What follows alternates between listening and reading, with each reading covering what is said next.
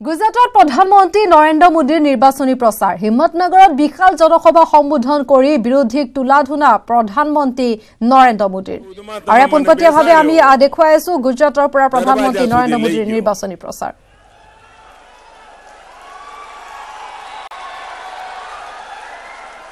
અને બીજા 5 વર્ષ આપો તો અંદર જાય કે ના જાય કાયદેસર જાય કે ના જાય देश ने जेमणे लूट्यो छे एमणे पाछू आपवू पड़े कि ना आपवू पड़े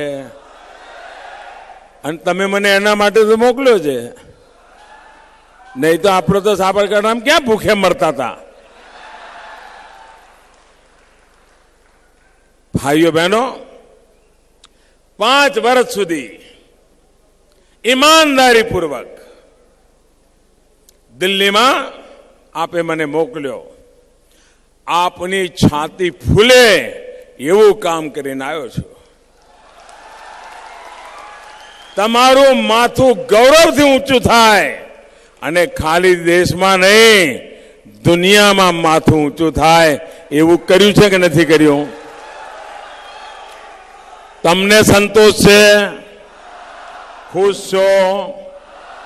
नहीं तो शुरुआत में तो तमे मने फरियाद करता था અને આ સાબરકાંઠાવાળાને તો જરા વધારે મારા પર પ્રેમ એ સાહેબ તમે જતા નહીં ને મૂકીને ના જાઓ ને રહો ને અહીંયા કહેતા હતા કે નહોતા કહેતા? મેં કહ્યું ભાઈ જવું પડે દેશ બોલાવે તો આપણે જવું પડે પણ ગયા તો સારું થયું કે ના થયું? દેશને ફાયદો થયો ના થયો? અરે ગુજરાતના માણસો કોઈ દી સ્વાર્થ ન કરે દેશને માટે કાંઈ જોઈતું હોય તો આ ગુજરાત તો છોડવા વાળું રાજ્ય છે ભાઈઓ। सरदार वल्लभभाई पटेल અને महात्मा गांधीनी आज परंपरा गुजरातनी छे અને તેથી ગુજરાતે હસ્તે મોડે મને વિદાય કરી અને આજે આખું ગુજરાત મારી પડખે ઊભું છે એ મારી મોટી તાકાત છે ભાઈઓ।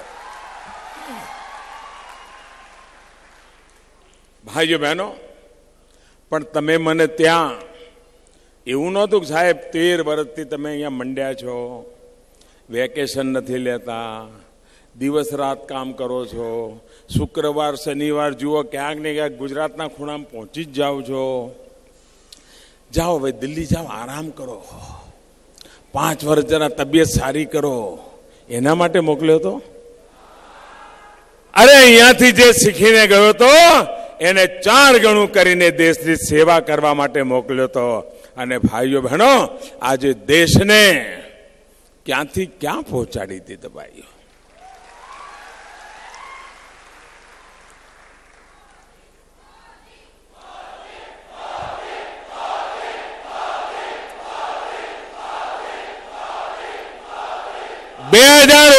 में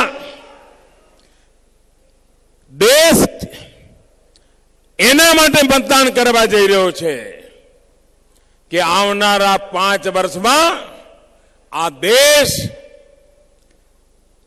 एटलो आगळ वधे आजे आर्थिक रीते दुनिया में सौथी तेज गति थी आगळ वधवा वाळुं हिंदुस्तान छे। मने याद छे 2013 में आ रिमोट कंट्रोल सरकारना एक वित्त मंत्री हता नाणां मंत्री एमणे लोकसभा में भाषण कर्युं हतुं અને એટલા બધા નાચી નાચીને ભાષણ કર્યું હતું પૂછો નહીં ભાઈ।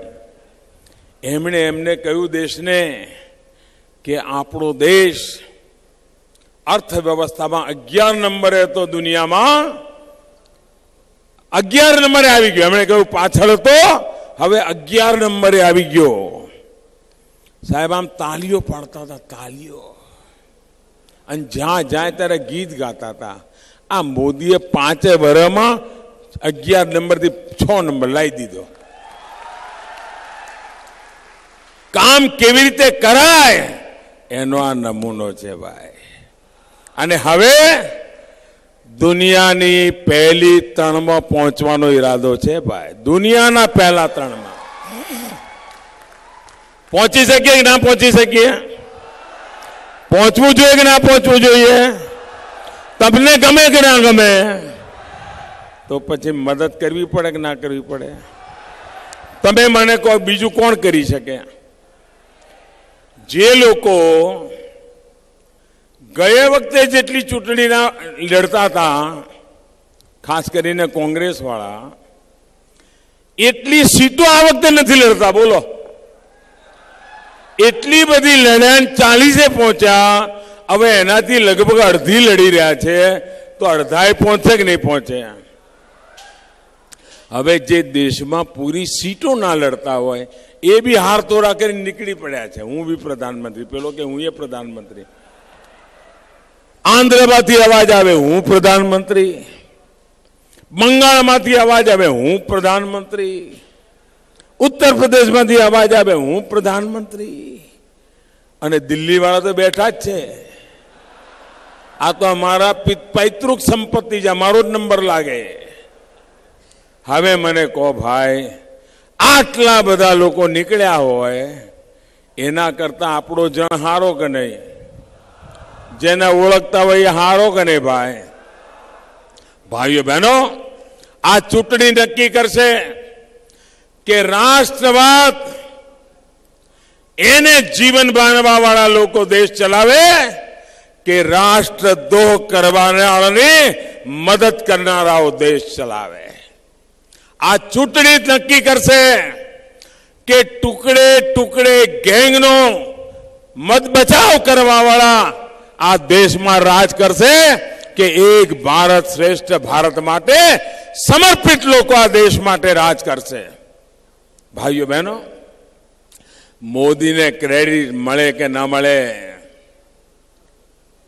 અને એનાથી કોંગ્રેસને શું બોલવું શું ન બોલવું એની કોઈ તમાજ નથી.